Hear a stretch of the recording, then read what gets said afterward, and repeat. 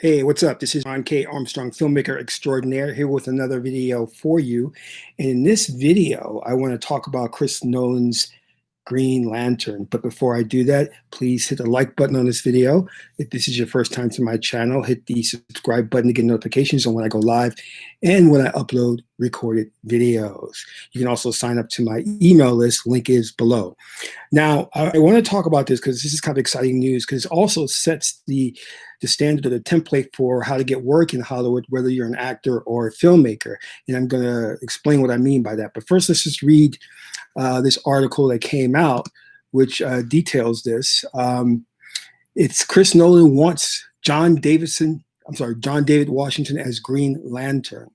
Nolan and Washington have been appearing in virtual interviews to promote Tenet, which opens wide this weekend in the U.S., where theaters are allowed to open.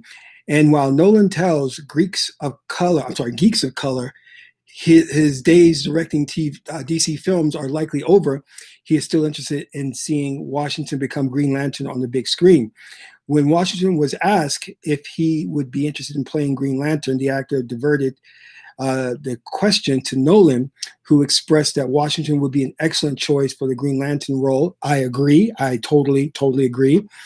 The interview with Nolan and Washington can be seen on their channel. So this was a very interesting interview, and I'm really glad that Chris Nolan had said this. And the one thing I just want to emphasize is sometimes you'll have these Hollywood individuals kind of just throw things out there. They're not really sincere about it. So you have to question it, you know. But I think Chris Nolan is sincere in his desire to see, Washington in this role. Now, if you're not familiar with Green Lantern, I'm going to tell you they botched the film, which was there's two Green Lanterns. There's Hal Jordan, and then there's John Stewart, the Black Green Lantern. So they released a Green Lantern movie, I think it was back in 2011, doing the story of the story of Hal Jordan with Ryan Reynolds. Ryan Reynolds is a great actor, but he was miscast in this. And not only was he miscast, it had a bad script. They did a CGI thing where they CGI'd his costume, which I don't know why they did that. That's more expensive. But the film was it was horrible. And the villain was some, I guess, weird, cloudy thing. So seeing that someone like Chris Nolan has an interest in this, really, I think he could take this to the next level.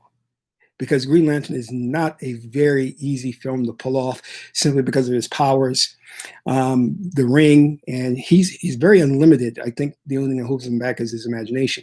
But the new generation is used to Green Lantern being John Stewart, and we haven't seen that yet, and we want to see that. So I'm glad that Chris Nolan had said this, that he would love to see John David Washington in that role. Unfortunately, he mentions that he doesn't think he's going to be directing it. So you can say he just threw that out there to help him in his career, to help push this project out there to a competent director.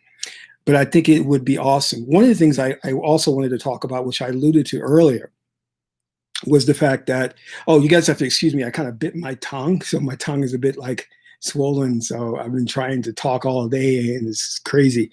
Every time I'm eating, it burns, you know. But one of the things that Hollywood is about is these enclaves, and people would kind of categorize it as an all boys club. It's who you know. And I think it's right. I think it's totally right. And a lot of people have been able to get where they are through mentorship programs, through internships. So as far as people who are minorities, people of color, African Americans, getting opportunities in Hollywood, I think that really is going to come from not just having the right material but also the right, concept and idea, but also is being in contact with the right people who believe in your vision. I remember when I first started out, There was a Jewish entertainment attorney who really believed in me, and not entertainment. Well, there was an entertainment attorney, but there was a head of this studio. He was Jewish, and he believed in me, and he set up all of these pitch sessions. I would go to the studios and pitch my idea to, and he would come with me. That will take you a long way. So seeing that Chris has all of this faith in John and wants to see him as Green Lantern really tells me, like, this is how a lot of us can make it in the industry. And we can use this as a template and say, hey, I need to really like be in the right circles, work with the right people. Because in Hollywood, once you do one film and you kind of hit it off with the director or the producer, they're more likely to recommend you or pull you in for other films. The person that you know that does this often is Quentin Tarantino. He loves Sam Jackson.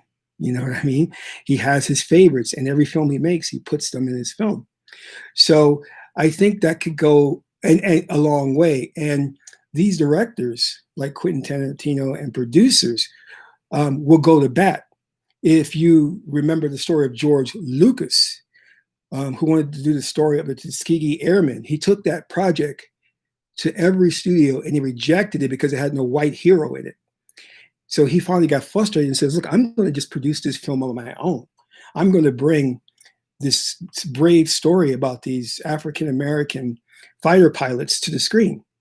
So I think this is one way that we can deal with the Hollywood racism and the closed door policy to minorities breaking in, is to getting in those enclaves, those inner circles, making friends with the right people, and then springboarding from project to project to project if the relationship is solid and if things work out well.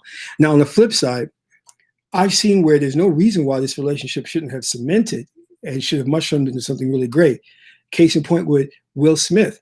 I'm not really sure why he keeps doing these films, hires white directors, and not hiring a black director or not teaming up with black talent in some way, shape, or form and fostering that talent to where it could get to a certain level. So, I mean, I don't have an insight as to what's going on behind closed doors, but I think that he is in a position to where he can foster new talent, bring new filmmakers to the forefront. But I don't see that happening. And, you know, I remember John Singleton saying this once, that a lot of people in the industry want to be the only one out there. They don't want any competition. But I am definitely looking forward to a director, whoever it is, doing the Green Lantern John Stewart story. And if Chris Nolan doesn't do it, I hope a really good director comes along and does it. And whether it be Denzel Washington, Michael B. Jordan, John David Washington, whoever, I hope they get a really great actor to play Green Lantern, because I think that franchise needs to be, or that would be franchise. I think it died with that last film with Ryan Reynolds. That franchise needs to be rebooted because there's a lot of potential there, you know, and it's a really, Green Lantern is a really great character. So that's my take on that, and how you can leverage those relationships in the industry to springboard to different projects, have longevity. But it's all about, you know, the working relationship that you build while you're on one project. There have been projects that I shot, that I worked on, and I said right away, I'm never going to work with this woman again, or I'm never going to work with this producer again. That happened actually a lot. And it's because, you know, people, you know, you gel with certain people and you don't with others. And sometimes there are people in the industry who allow things to go to their head and they get very demanding. And I'm like, look, you're on an independent film. Why are you acting this way? You know, you should be working for the collective to help us all get this film out there, and instead of making demands and things of that nature. And that's realistic. You know, I've seen it time and time again. And I've said, these are individuals I will not work with again. Here's a couple, maybe one or two that I would work with again.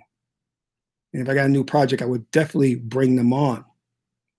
So the important point to remember is this: make friends, don't burn bridges. and go out of your way.